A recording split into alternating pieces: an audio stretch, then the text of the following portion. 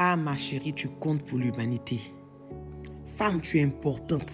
Tu es une pièce maîtresse dans le programme de Christ pour l'humanité. Tu vaux même. Je dis tu vaux même. Est-ce que tu te connais? Quand Dieu conçoit l'humanité, il crée en première position l'homme.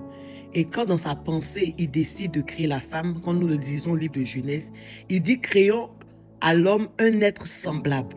Donc, dans l'origine de Dieu, quand il crée la femme, il n'y a pas d'infériorité, non. Il crée un être semblable, équité, égalité entre l'homme et la femme. Il n'y a pas de différence. Personne n'est établi sur une personne. Mais lorsque va survenir la désobéissance en Éden, que le péché va rentrer, c'est en ce moment-là que la malédiction va naître et que Dieu va dire à la femme, en conséquence de l'acte qui a été posé, que l'homme va dominer sur toi. Donc la femme sera inférieure à l'homme dans ses tâches, dans ses manières de se comporter, d'agir. La loi va venir encore être très sévère en ce qui concerne la femme. La femme va être chosifiée. Allez-y, méditez les choses de la loi. Aujourd'hui, tout le monde a accès à la parole de Dieu. La femme va être chosifiée. La femme va être dominée.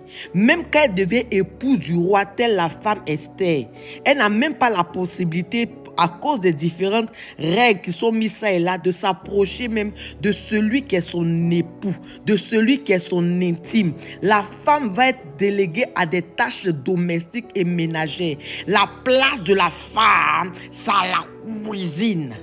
Et au fur et à mesure que les civilisations vont progresser, la femme va commencer à avoir un peu plus de responsabilité en ce qui concerne même les choses de Dieu.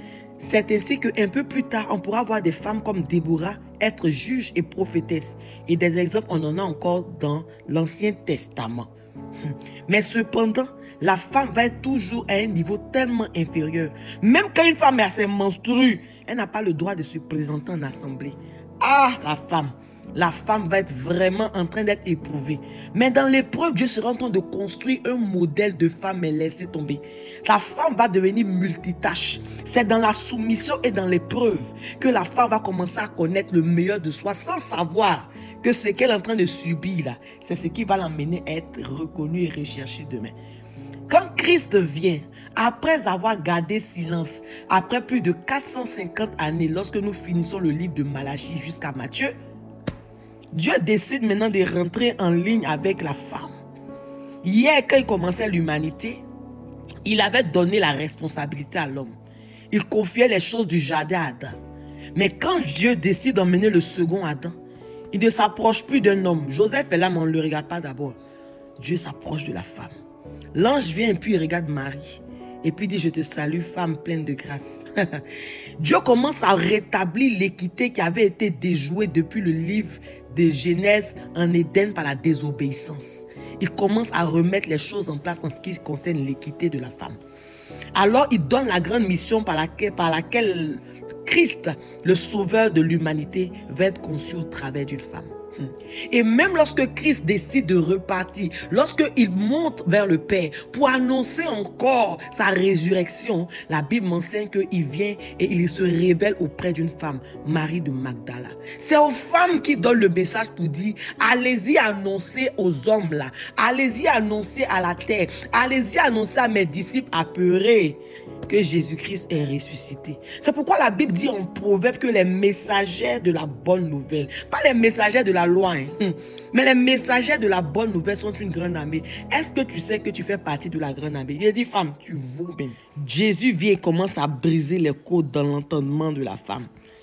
Ainsi, nous voulons lire le livre de Luc chapitre 10. La Bible nous enseigne que Jésus va dans une famille. Il nous montre deux femmes d'une même époque, mais avec deux pensées différentes. Deux systèmes de pensée pour une femme qui vit dans une même époque. Marie et Marthe. D'un côté, on a Marthe qui est attachée aux choses domestiques, qui est attachée à la femme traditionnelle qu'on connaît. La femme que la loi a modelée, a fabriquée. La femme dont la place est dans la cuisine, qui n'a pas le droit de venir venir mettre sa bouche dans les choses de Dieu. Et puis, un autre côté, on a Marie qui est assise, elle est posée et la Bible nous enseigne qu'elle est instruite dans les choses de Christ.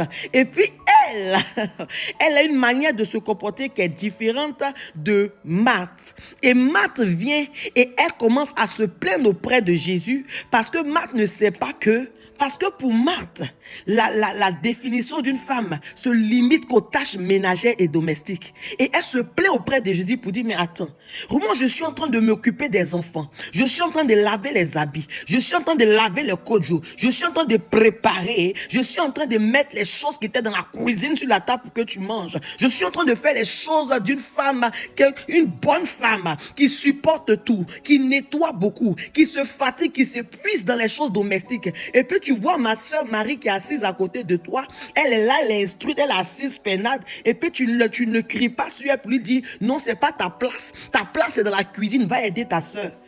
Jésus regarde Marthe comme ça, et puis lui dit, mais tu as agité pour beaucoup de choses. Mamie, tu t'agites pour beaucoup de choses dans ta cuisine. Est-ce qu'il est en train de dire que faire les tâches domestiques, c'est mauvais? Non. Mais il est en train de dire que, écoute, il y a une nouvelle génération de femmes que je sollicite et que je suscite. Ce sont des femmes qui sont complètes et qui sont instruites. Marie assise, elle est posée. Ici, là, c'est posé. Elle sait ce qu'elle veut. Elle sait là où elle va. Elle a l'instruction de son père. Elle est instruite. Elle ne se limite pas qu'aux tâches domestiques, mais elle bourrit son mind. Elle développe son intelligence. Elle va loin dans ses études. Elle reçoit les instructions de Dieu. Elle donne le tout à Dieu. Elle ne donne pas le tout à un homme. Parce que c'est en donnant le tout à un homme là que tu es frustré, mamie, que tu es blessé, que tu es une dépendante affective, que tu recherches le réconfort de l'homme pendant qu'il est écrit maudit soit celui qui place sa confiance dans l'homme. Mais la Bible dit en la nouvelle alliance en Christ, tu aimeras ton Dieu de tout ton cœur, de toute ton âme, de toute ta force, de toute ta pensée. La femme dans la nouvelle alliance est posée, instruite. Elle donne son tout à Dieu. Parce qu'elle sait que quand elle donne son tout à Dieu, elle se préserve des blessures, des souillures de ce monde. Mais elle aime l'homme comme soi-même. Oh. Jésus dit à Marthe, tu t'agites pour beaucoup de choses, mais Marie a choisi la bonne part, qui ne lui sera point ôtée. On peut t'ôter un foyer, on peut t'ôter des enfants, on peut t'ôter ce que tu es en train de regarder, les choses de la cuisine. Mais ce qui est ici, on ne peut jamais t'enlever. Ton instruction ne peut jamais t'enlever. Ton savoir ne peut jamais t'enlever. Ce que Dieu a construit en toi, on ne peut jamais t'enlever. Les fruits de l'esprit manifestés au travers de Dieu dans ta vie, on ne pourra jamais t'ôter. Ce sont des biens qui sont éternels. Et c'est ça qui va produire ta richesse, ma chérie. Voilà pourquoi la Bible dit, on peut recevoir d'un père des richesses, on peut recevoir d'un père des biens, mais une femme qui est intelligente, c'est un don de Dieu. Que Dieu nous bénisse. Femme, il faut savoir qui tu es, tu vaux même. Ce n'est pas parce que tes parents t'ont pas emmené à l'école que tu vas t'asseoir. Aujourd'hui, la connaissance est à portée de tous. Tu peux connaître Dieu. Assieds-toi dans le sein d'Israël. Assieds-toi comme Marie. Assieds-toi comme Marie dans la présence de Dieu. Sois posé. Regarde, il va auprès de cette femme-là qui est assise près du puits de Jacob. Une femme qui passe son temps à se donner à homme, de gérer des partenaires, pensant que sa vie là, c'est un homme qui va la faire. Non, il va me donner tel daddy, il va me donner tant, tel chéri, lui, il me donne tant pour payer mon loyer. Dieu lui dit, Jésus lui dit, où est ton mari? Elle dit, je n'ai pas de mari. Il dit, tu as bien dit, parce que tu as eu tel nombre de maris. Celui même avec qui tu es là, c'est pas ton mari. Affaire des gars, laisse ça, mais bois de mon eau. Bois de ma parole. Assois-toi auprès de Jésus et tu vas voir qui je vais faire de toi. Tu seras la femme que je pense que tu es. Femme, considère-toi. Sache qui tu es. Tu vaux même. Que Dieu vous bénisse.